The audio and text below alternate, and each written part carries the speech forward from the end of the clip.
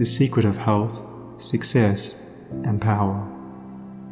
We all remember with what intense delight, as children, we listened to the never-tiring fairy tale.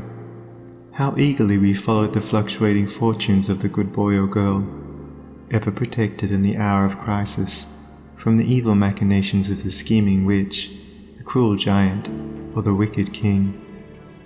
And our little hearts never faltered for the fate of the hero or heroine, nor do we doubt their ultimate triumph over all their enemies, for we knew that the fairies were infallible, and that they would never desert those who had consecrated themselves to the good and the true. And what unspeakable joy pulsated within us when the fairy queen, bringing all her magic to bear at the critical moment, scattered all the darkness and trouble, and granted them the complete satisfaction of all their hopes, and they were happily ever after. With the accumulating years and an ever-increasing intimacy with the so-called realities of life, our beautiful fairy world became obliterated, and its wonderful inhabitants were relegated, in the archives of memory, to the shadowy and unreal. And we thought we were wise and strong in thus leaving forever the land of childish dreams. But as we re-become little children in the wondrous world of wisdom, we shall return again to the inspiring dreams of childhood, and find that they are, after all, realities. The fairy folk, so small and nearly always invisible, yet possessed of an all-conquering and magical power, who bestow upon the good health, wealth, and happiness, along with all the gifts of nature in lavish profusion, start again into reality and become immortalized in the soul realm of him who, by growth in wisdom, has entered into a knowledge of the power of thought and the laws which govern the inner world of being. To him the fairies live again as thought people, thought messengers, thought powers working in harmony with the overruling good. And they who, day by day, endeavor to harmonize their hearts with the heart of the supreme good, do in reality acquire true health, wealth, and happiness. There is no protection to compare with goodness, and by goodness I do not mean a mere outward conformity to the rules of morality. I mean pure thought, noble aspiration, unselfish love, and freedom from vainglory. To dwell continually in good thoughts is to throw around oneself a psychic atmosphere of sweetness and power which leaves its impress upon all who come in contact with it. As the rising sun puts to rout the helpless shadows, so are all the impotent forces of evil put to flight by the searching rays of positive thought, which shine forth from a heart made strong in purity and faith. Where there is sterling faith and uncompromising purity, there is health, there is success, there is power. In such a one, disease, failure, and disaster can find no lodgment, for there is nothing on which they can feed. Even physical conditions are largely determined by mental states, and to this truth the scientific world is rapidly being drawn. The old, materialistic belief that a man is what his body makes him is rapidly passing away, and is being replaced by the inspiring belief that a man is superior to his body, and that his body is what he makes it by the power of thought. Men everywhere are ceasing to believe that a man is despairing because he is dyspeptic, and are coming to understand that he is dyspeptic because he is despairing. And in the near future, the fact that all disease has its origin in the mind will become common knowledge. There is no evil in the universe but has its root and origin in the mind, and sin, sickness, sorrow, and affliction do not, in reality, belong to the universal order, are not inherent in the nature of things, but are the direct outcome of our ignorance of the right relations of things. According to tradition, there once lived, in India, a school of philosophers who led a life of such absolute purity and simplicity that they commonly reached the age of 150 years, and to fall sick was looked upon by them as an unpardonable disgrace, for it was considered to indicate a violation of law. The sooner we realize and acknowledge that sickness, far from being the arbitrary visitation of an offended God, or the test of an unwise providence, is the result of our own error or sin, the sooner we shall enter upon the highway of health. Disease comes to those who attract it, to those whose minds and bodies are receptive to it, and flees from those whose strong, pure, and positive thought sphere generates healing and life-giving currents. If you are given to anger, worry, jealousy, greed, or any other inharmonious state of mind and expect perfect physical health, you are expecting the impossible, for you are continually sowing the seeds of disease in your mind. Such conditions of mind are carefully shunned by the wise man, for he knows them to be far more dangerous than a bad drain or an infected house. If you would be free from all physical aches and pains, and would enjoy perfect physical harmony, then put your mind in order and harmonize your thoughts. Think joyful thoughts, think loving thoughts. Let the elixir of goodwill course through your veins, and you will need no other medicine. Put away your jealousies, your suspicions, your worries, your hatreds, your selfish indulgences, and you'll put away your dyspepsia, your biliousness, your nervousness and aching joints. If you will persist in clinging to these debilitating and demoralizing habits of mind, then do not complain when your body is laid low with sickness. The following story illustrates the close relation that exists between habits of mind and bodily conditions. A certain man was afflicted with a painful disease, and he tried one physician after another, but all to no purpose. He then visited towns which were famous for their curative waters, and after having bathed in them all, his disease was more painful than ever. One night he dreamed that a presence came to him and said, "Brother, hast thou tried all means of cure?" And he replied, "I have tried all." "Nay," said the presence, "come with me, and I will show thee a healing bath which has escaped thy notice." The afflicted man followed, and the presence led him to a clear pool of water, and said, "Plunge thyself in this water, and thou shalt surely recover," and thereupon vanished. The man plunged into the water, and on coming out, lo! His disease had left him, and at the same moment he saw written above the pool the word, "Renounce." Upon waking, the full meaning of his dream flashed across his mind, and looking within he discovered that he had, all along, been a victim to a sinful indulgence, and he vowed that he would renounce it forever. He carried out his vow, and from that day his affliction began to leave him, and in a short time he was completely restored to health. Many people complain that they have broken down through overwork. In the majority of such cases, the breakdown is more frequently the result of foolishly wasted energy. If you would secure health, you must learn to work without friction. To become anxious or excited, or to worry over needless details, is to invite a breakdown. Work, whether of brain or body, is beneficial and health-giving, and the man who can work with a steady and calm persistency, freed from all anxiety and worry, and with his mind utterly oblivious to all but the work he has in hand, will not only accomplish far more than the man who is always hurried and anxious, but he will retain his health, a boon which the other quickly forfeits. True health and true success go together, for they are inseparably intertwined in the thought realm. As mental harmony produces bodily health, so it also leads to a harmonious sequence in the actual working out of one's plans. Order your thoughts and you will order your life. Pour the oil of tranquility upon the turbulent waters of the passions and prejudices, and the tempests of misfortune, howsoever they may threaten, will be powerless to wreck the bark of your soul as it threads its way across the ocean of life. And if that bark be piloted by a cheerful and never-failing faith, its course will be doubly sure, and many perils will pass it by which would otherwise attack it. By the power of faith, every enduring work is accomplished. Faith in the Supreme, faith in the overruling law, faith in your work, and in your power to accomplish that work. Here is the rock upon which you must build if you would achieve, if you would stand and not fall.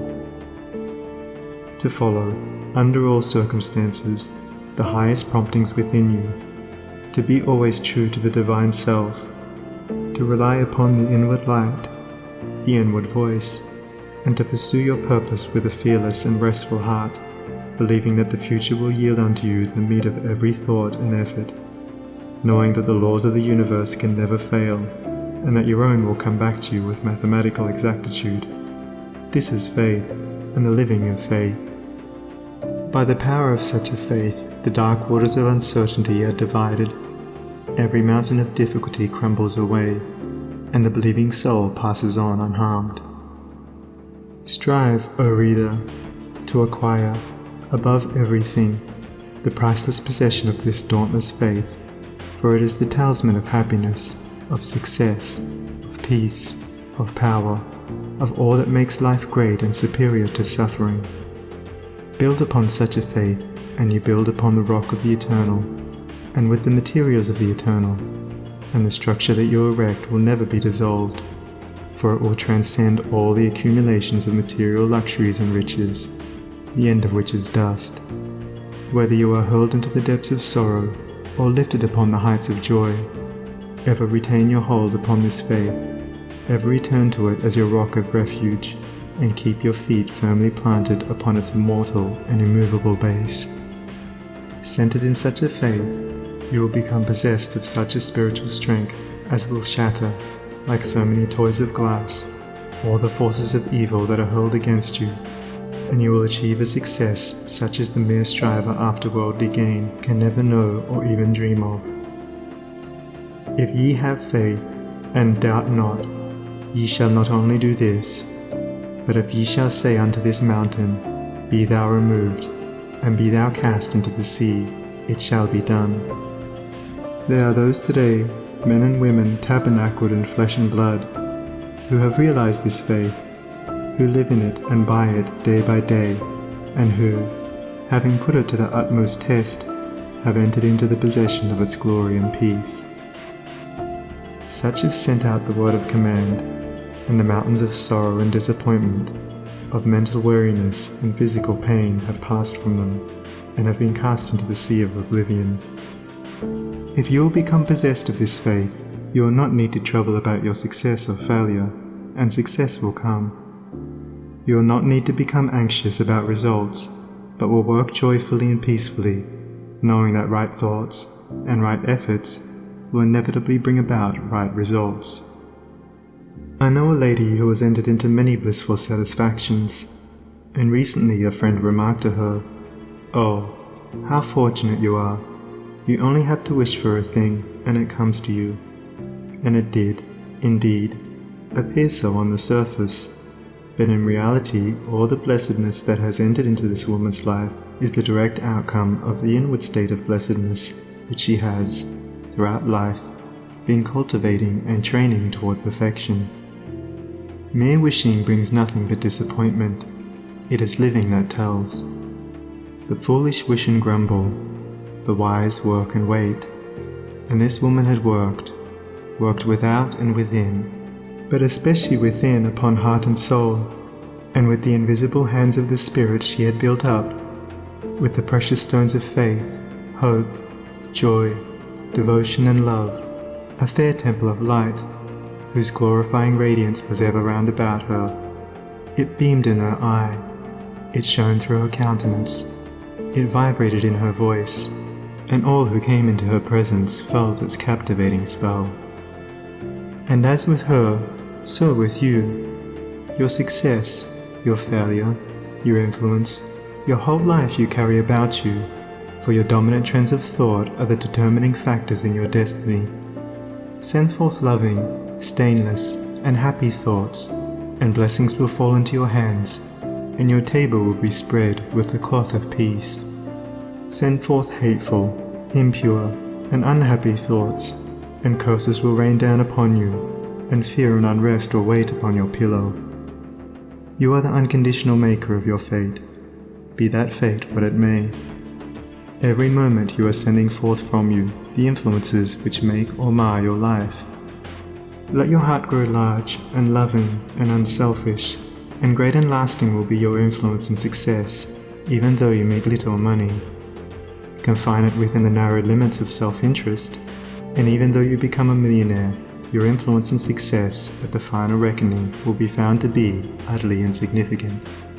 Cultivate, then, this pure and unselfish spirit, and combined with purity and faith, singleness of purpose, and you are evolving from within the elements, not only of abounding health and enduring success, but of greatness and power. If your present position is distasteful to you, and your heart is not in your work, nevertheless perform your duties with scrupulous diligence, and whilst resting your mind in the idea that the better position and greater opportunities are waiting for you, ever keep an active mental outlook for budding possibilities, so that when the critical moment arrives and the new channel presents itself, you will step into it with your mind fully prepared for the undertaking, and with that intelligence and foresight which is born of mental discipline. Whatever your task may be, concentrate your whole mind upon it. Throw into it all the energy of which you are capable. The faultless completion of small tasks leads inevitably to larger tasks. See to it that you rise by steadily climbing, and you will never fall. And herein lies the secret of true power. Learn, by constant practice, how to husband your resources, and to concentrate them, at any moment, upon a given point. The foolish waste all their mental and spiritual energy in frivolity, foolish chatter, or selfish argument, not to mention wasteful physical excesses. If you would acquire overcoming power, you must cultivate poise and passivity. You must be able to stand alone. All power is associated with movability. The mountain, the massive rock, the storm-tried oak, all speak to us of power, because of their combined solitary grandeur and defiant fixity, while the shifting sand, the yielding twig, and the waving reed speak to us of weakness, because they are movable and non-resistant, and are utterly useless when detached from their fellows. He is the man of power who, when all of his fellows are swayed by some emotion or passion, remains calm and unmoved. He only is fitted to command and control who has succeeded in commanding and controlling himself. The hysterical, the fearful, the thoughtless and frivolous, let such seek company, or they will fall for lack of support. But the calm, the fearless, the thoughtful, and let such seek the solitude of the forest, the desert, and the mountain top, and to their power more power will be added, and they will more and more successfully stem the psychic currents and whirlpools which engulf mankind. Passion is not power, it is the abuse of power, the dispersion of power. Passion is like a furious storm which beats fiercely and wildly upon the embattled rock, whilst power is like the rock itself, which remains silent and unmoved through it all. That was a manifestation of true power when Martin Luther, wearied with the persuasions of his fearful friends, who were doubtful as to his safety should he go to Worms, replied, "If there were as many devils in Worms as there are tiles on the housetops, I would go." And when Benjamin Disraeli broke down in his first parliamentary speech, and brought upon himself the derision of the House, that was an exhibition of germinal power when he exclaimed, "The day will come when you will consider it an honour to listen to me." When that young man, whom I knew, passing through continual reverses and misfortunes, was mocked by his friends and told to desist from further effort, and he replied, "The time is not far distant when you will marvel at my good fortune and success," he showed that he was possessed of that silent and irresistible power which is taking him over innumerable difficulties, and crowned his life with success.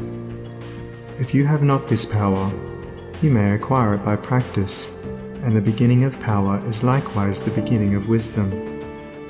You must commence by overcoming those purposeless trivialities to which you have hitherto been a willing victim. Boisterous and uncontrolled laughter, slander and idle talk, and joking merely to raise a laugh, all these must be put on one side as so much waste of valuable energy. St. Paul never showed his wonderful insight into the hidden laws of human progress to greater advantage than when he warned the Ephesians against foolish talking and jesting which is not convenient. For to dwell habitually in such practices is to destroy all spiritual power and life. As you succeed in rendering yourself impervious to such mental dissipations, you will begin to understand what true power is. and you will then commence to grapple with the more powerful desires and appetites which hold your soul in bondage, and bar the way to power, and your further progress will then be made clear. Above all, be of single aim. Have a legitimate and useful purpose, and devote yourself unreservedly to it. Let nothing draw you aside. Remember that the double-minded man is unstable in all his ways. Be eager to learn but slow to beg. Have a thorough understanding of your work, and let it be your own. And as you proceed, ever following the inward guide, the infallible voice, you will pass on from victory to victory, and will rise step by step to higher resting places, and your ever-broadening outlook will gradually reveal to you the essential beauty and purpose of life. Self-purified, health will be yours. Faith-protected, success will be yours. Self-governed, power will be yours. And all that you do will prosper, for, ceasing to be a disjointed unit, self-enslaved, you will be in harmony with the great law, working no longer against, but with, the universal life, the eternal good. And what health you gain, it will remain with you. What success you achieve will be beyond all human computation, and will never pass away. And what influence and power you wield will continue to increase throughout the ages, for it will be a part of that unchangeable principle which supports the universe. This, then, is the secret of health, a pure heart and a well-ordered mind. This is the secret of success, an unfaltering faith and a wisely directed purpose, and to rein in, with unfaltering will, the dark steed of desire. This is the secret of power. All ways are waiting my feet to tread, the light and dark, the living and the dead, the broad and narrow way, the high and low, the good and bad, and with quick step or slow. I now may enter any way I will, and find, by walking, which is good, which ill. And all good things my wandering feet await, if I but come, with vow inviolate, unto the narrow, high and holy way of heart-born purity, and therein stay. Walking, secure from him who taunts and scorns, to flowery meads across the path of thorns. And I may stand where health, success, and power await my coming, if, each fleeting hour, I cling to love and patience, and abide with stainlessness, and never step aside from high integrity. So shall I see at last the land of immortality. And I may seek and find, I may achieve, I may not claim, but, losing, may retrieve. The law bends not for me, but I must bend unto the law. If I would reach the end of my afflictions, if I would restore my soul to light and life, and weep no more. Not mine the arrogant and selfish claim to all good things, be mine the lowly aim, to seek and find, to know and comprehend, and wisdom-ward all holy footsteps wend. Nothing is mine to claim or to command, but all is mine to know and understand.